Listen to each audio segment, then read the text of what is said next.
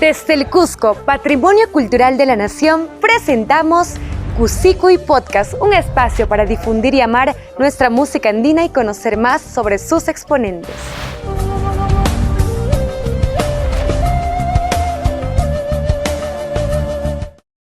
Hola, bienvenidos a un nuevo capítulo de Cusicuy Podcast. Yo soy Cris Mervaca y te seguiré acompañando en este viaje cultural. Hoy hablaremos de la música cusqueña. Hablar de la música cusqueña es remontarnos a la época inca y preinca, cuando la música era parte del día a día, en sus actividades de culto, estados de ánimo, derrotas y conquistas. El Tahuantinsuyo, y principalmente el Cusco como capital, se caracterizaba por sus múltiples festividades, ocasiones propicias para el desarrollo de la música. El cronista Martín de Murúa llegó a decir que incluso cuando el Inca se lavaba los cabellos, se hacían grandes fiestas, afirmación que seguramente es algo exagerada. Por su lado, el Inca Garcilaso de la Vega, en los comentarios reales, relata la celebración del Inti Raymi, donde se dice que miles de músicos y danzarines venían de todas partes del Tahuantinsuyo a rendir culto al dios Sol, el Inti. Seguimos avanzando en la historia y nos situamos en la época colonial, donde Cusco fue una ciudad importante en el arte, especialmente en la pintura. En cuanto a la música, según historiadores, todas las iglesias tenían sus maestros de capilla, orquestas y coros donde se enseñaba canto. Tal es así que en los libros de cuenta, en la época se registran la existencia de varias cofradías que agrupaban a distintos gremios de músicos que vivían en la ciudad. A su vez, el actual catálogo del Archivo de San Antonio Abad tiene archivadas casi 500 obras. La música cusqueña siguió desarrollándose hasta nuestros tiempos y sin duda el género que tuvo mayor auge y perduró en el tiempo es el huayno cusqueño, con sus diferentes variantes.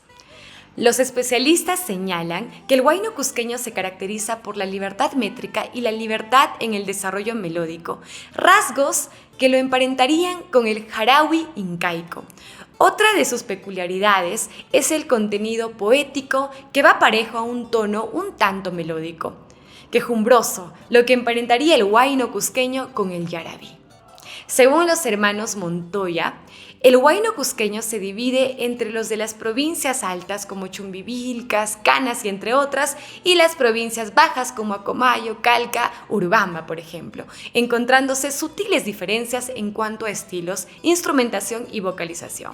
Y también, obviamente, la elección de las lenguas. Entre los representantes que podemos mencionar están los campesinos de Paucartambo, Condemaita de Acomayo, Pancho Gómez Negrón, el conjunto Amaru, Rosita del Cusco, el embajador de Quiquijana, los bohemios de Maras y entre muchos otros artistas que fueron representando a la música andina a través de los tiempos. A lo largo de estos episodios iremos conociendo de a poco a varios de los mencionados, un poco de la historia y también la música que ellos han hecho y cómo han ido evolucionando en el tiempo.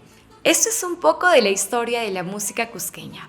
En los siguientes capítulos seguiremos conociendo mucho más de ello a través de los artistas, muchos de ellos que ya lo hemos mencionado. Iremos conociendo sus canciones, iremos conociendo su historia y cómo se ha ido desarrollando la música andina a través de los tiempos. Los esperamos en un próximo episodio de Cusicuy Podcast. Chau, chau.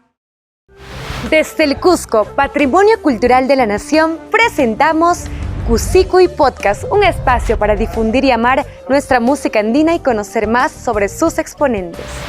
Encuéntranos en nuestras redes sociales. Cusicuy Podcast, no te lo pierdas.